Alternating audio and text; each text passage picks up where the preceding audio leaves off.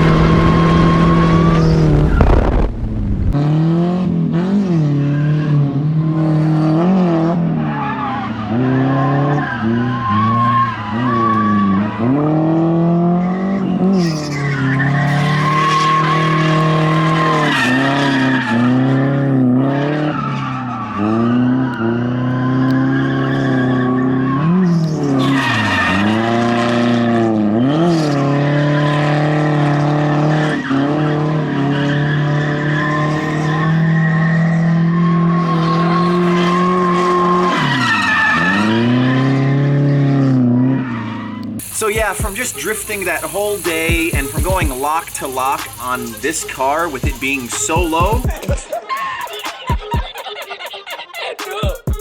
I just buckled the fender a little bit. The tire has some decent sidewall damage to it from the lip of the fender digging into it. And you can kind of see there is some paint damage, which is unfortunate because this thing is in such good condition. But today we are going to fix it. Well, fix it. Because I don't really have a fender roller, and a shop had quoted me $100 to fix this, which to me is kind of crazy. For that $100, I figure I might as well take the risk and try to fix it myself.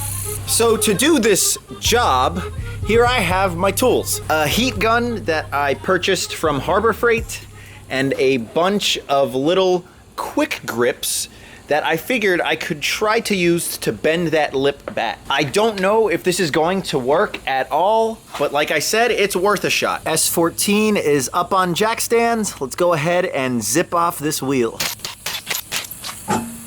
Well, I guess today's video just went from being a decent one to, well, holy crap, what am I gonna do? Because I have chassis harness damage from the tire rubbing up into the fender liner, which then rubbed up into the wires of that harness. You can see that I have some bare wiring showing right there, and that is definitely not good, because if I drive through a puddle of some sort, then I'm going to short out the system for whatever these wires go to. So I decided to put up my canopy because Florida is temperamental with its extremely hot weather and then rain clouds just coming out of nowhere, so it's probably going to rain on me. But I have just now started to take off the fender. I have the fender liner removed, just about. There's one more connection down here. You can see this fender liner is being chewed through because of my fitment. I should probably replace this thing, but we'll just put it to the side for now.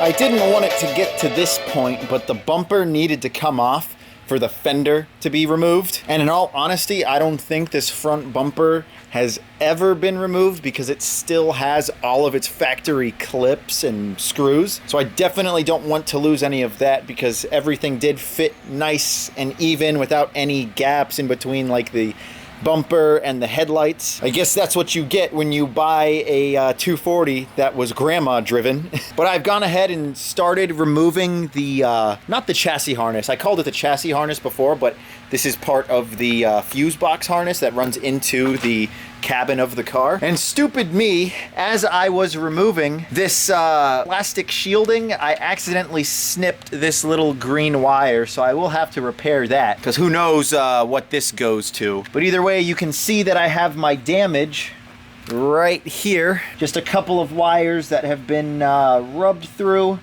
So I guess I'll just go ahead and repair those by throwing electrical tape around them, then hopefully routing this harness to sit on top of this fender lip here. Well, not fender lip, but I guess chassis lip, I suppose. Because I don't want to ever have to deal with this issue again. All right, so I've done my harness repair. I wrapped the exposed wires in electrical tape. I would have liked to put like a heat shrink tubing on, but there would be no way for me to slip the tubing on because the wires run the length of the harness. But then I also applied more electrical tape around the shielding, so we shouldn't have to worry about water leaking inside. I also did a little bit of hammering into this lip so that the harness can sit up on top of this bottom lip here. I drilled out another hole for the zip tie to hold onto the harness.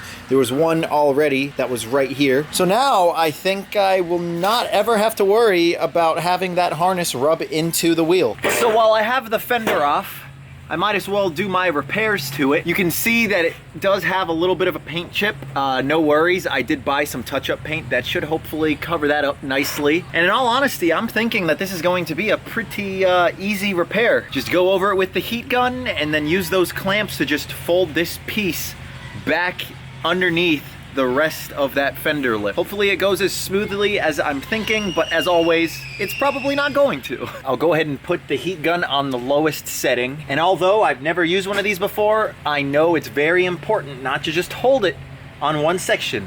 You have to wave it back and forth to heat everything up evenly, or else you could damage the paint.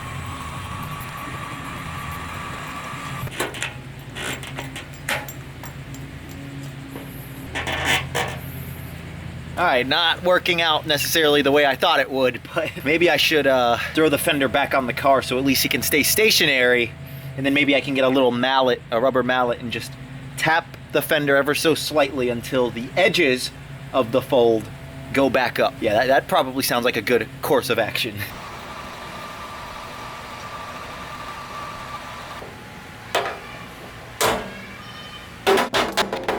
So I've done about 3 passes with the heat gun with subsequent beating with a hammer and then use of the clamp to pinch the 2 pieces of metal together, and surprisingly it worked out pretty decent. Outside of a little bit of chipping in the paint, which of course I'm going to fix with the touch-up paint that I have. It would be a lot better to have a fender roller on hand, but of course I don't have one. But at least my fenders don't look all bacony. And if you guys are looking to do the same type of crappy fender roll, I just suggest going over multiple times with your heat gun, lightly tapping with a hammer to get the section that stick out the most, and then using one of these little quick grips to pinch the metal together. But of course you don't want to pinch it too hard to damage the outside of the fender. If you do end up doing it this way and causing some damage, I shouldn't be held responsible. Now I'm not going to get around to reinstalling the front end because I actually have something in store for these headlights.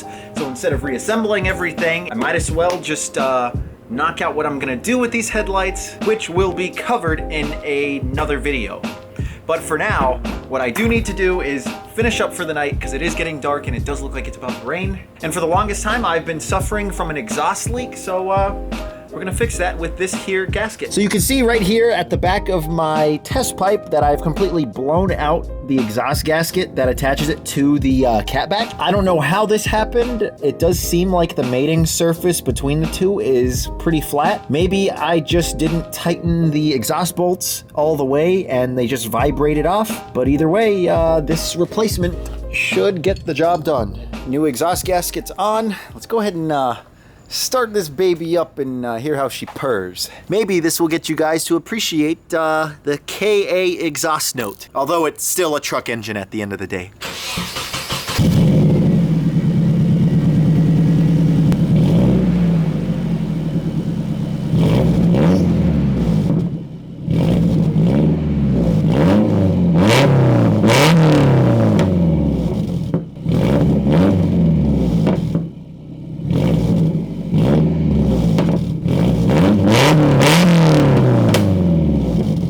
Well, obviously I can't rev it too much or I'll piss off my neighbors like I've been doing lately. But either way, I'm tired of being out in this heat, and that's gonna be it for this video. If you guys enjoyed it, make sure to give me a big like, and don't roast me too hard with my methods for re-rolling my Fender. Of course, a Fender roller would always be the best bet, but I don't have one, so I made do with what I had. So thank you guys for watching, and I'll see you guys in a couple days. Peace.